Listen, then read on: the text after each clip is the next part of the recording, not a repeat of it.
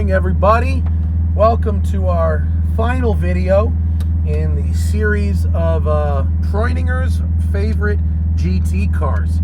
We have driven the 996 GT3 RS, the 997 GT3 RS 4.0, the 997.2 GT2 RS, the 911R, 991, and now the 991.2 GT2 RS. This is the most powerful 911 ever made.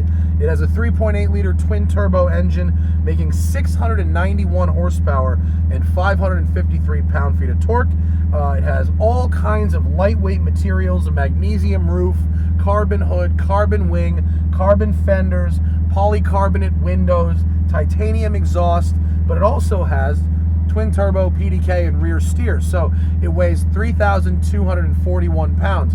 Heaviest car we're driving today, but also the fastest. They have this thing is like a 212 mile an hour car, and it is just crazy. PDK, sport, shocks, sport, exhaust, loud, ESC off, TC on, and we are going to head out on the track in a lead follow with my friend and instructor Sean Hayes, driving the GT3 RS. This is an amazing car. The regular version and then the Manti Racing version were Nürburgring lap record holders when they came out. And this is the only car I'm driving today with paddle shifters, 7-speed PDK, and a ridiculous flat torque curve, making all the power and torque, all of it. Rear steer is going to come in very handy between trail braking and corner exit. This actually is going to require an earlier braking point than every other car here. The two straightaways, I have to brake about 50 feet earlier in this car than any other car because it's just so freaking powerful.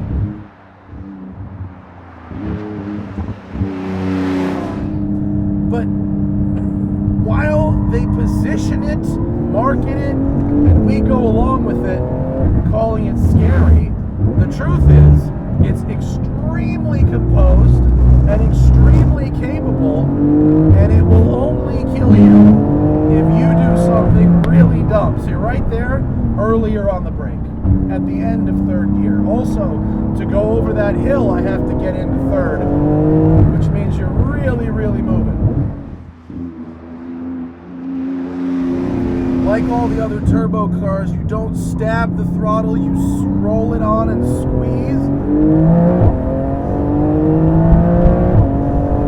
And you want to be pointed pretty much straight before you get anywhere near full throttle. Making the most of maintenance throttle is really what this car is about. Because even with all this power, the composure keeps it doing what you tell it to do. So you have to do something pretty dumb, get on the power way early to have this thing bite you.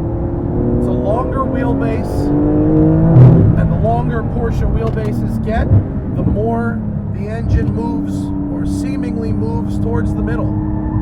So we are very, very stable. Wow, the fact that we're halfway up third gear, by the time we get to the top of that hill, that means we're really boogieing.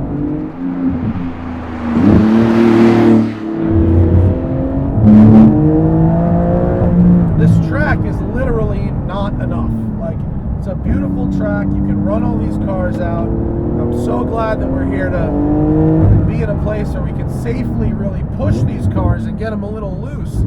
But at the same time, 700 horsepower is just not enough room.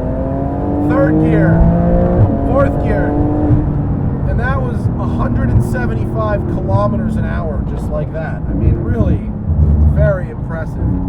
Sorry about the things rattling. My radio has gone down there and I just can't do anything about it right now. Sorry.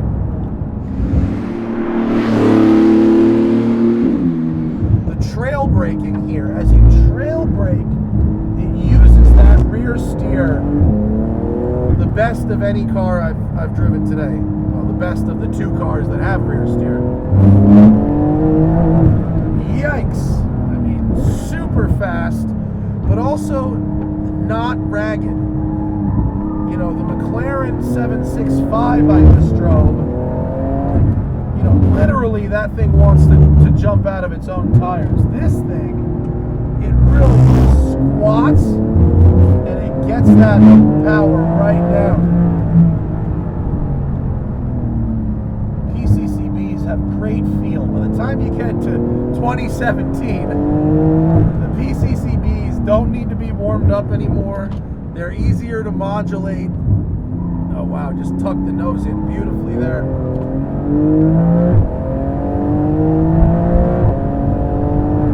And we're also getting up into fourth gear, but because it's PDK, you know, why not? It's not like the gear change takes any extra time or upsets the chassis. Screw it, shift in the middle of the corner, whatever.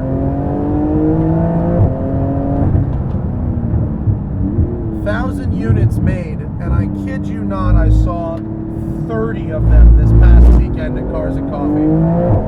This is a very rare, very expensive, very exclusive car, but you wouldn't know it if you go to an LA Cars and Coffee. Every LA Cars and Coffee has like a dozen of these things. And to drive it, you understand why somebody would buy it. Makes a lot of sense. 700 horsepower, and yet it's a pussycat. Much easier to keep on track than, say, Hellcat. Woo! That yump right at the beginning of the braking zone, that's where things get fun. The front end grip is very, very good. This one has the Weissach package. Weissach package means 66 pounds less. It means carbon fiber suspension components and titanium and all that good stuff. I think the Weissach package was like 30 or 40 grand. It's really expensive. But this is a machine, man. It's a real... It's so German. It's so serious about its business. Like the 911R is like the least German car ever. Car that was made just for fun, that's so un-German. Car needs to be for a purpose. This one is for going as fast as you can think. And it does. It goes as fast as I can think. Yeah, right there. I really, really like how you can modulate the low speed handling with the forward and back weight distribution. That's excellent.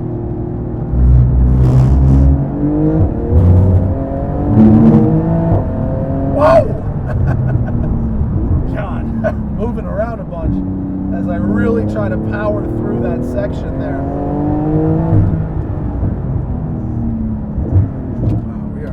We're not going slow. Sean's having a good time over there. Oh, brought the rear end around. Okay. Whoa! And it's just as well because my fuel light just came on right now. This is an unbelievable car. And it really makes you think about the limits of this chassis and how high they are. I mean, this does some amazing things. It's just extraordinarily fast, but also so composed and responsive. It's almost like it's telepathic. But then you could really just kind of use it as a car. You know, there's a reason that there's 30 of these at every Cars and Coffee.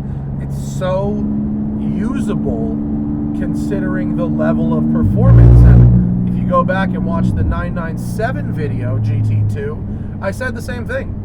The GT2 RS will surprise you at its usability versus the GT3 RS, which is much more motorsport theater. This doesn't feel like a race car. This feels like a very fast road-going supercar, and that's what you want. I mean, what an unbelievable amount of performance you're getting from this thing. It's very extraordinary. So I'd like to thank Porsche for letting me have a go. This was a fabulous treat to not only drive the GT2 RS, for the first time. Like, you realize I've never driven one of these before. But to also have a go in 996 GT3 RS, which I had never driven, the 4-liter, which I'd never driven, the 997 GT2 RS, which I'd never driven stock, 911R, which I had never driven. 5 cars, late model Porsches I'd never driven. They invited me to have a go at one track day, and boy, what a way to spend your 39th birthday. So thanks for joining me on this mission, and I'll see you guys later. Bye.